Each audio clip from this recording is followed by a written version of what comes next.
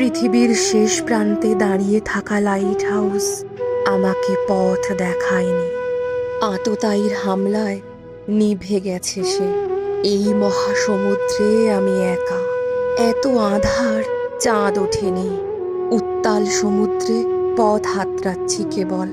বিশাল ঢেউ আমাকে জাহাজ সমেত গিলে ফেলতে চাইছে প্রতিক্ষণ। কোথায় পার?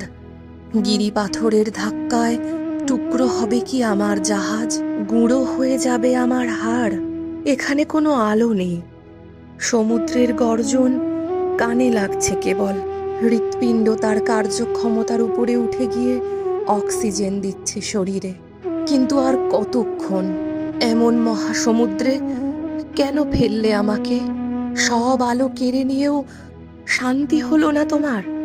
লাইট হাউসটাও ভেঙে ফেললে, অথচ তুমি চাইলে নির্দ্বিধায় ঝাঁপ দিতাম সমুদ্রে।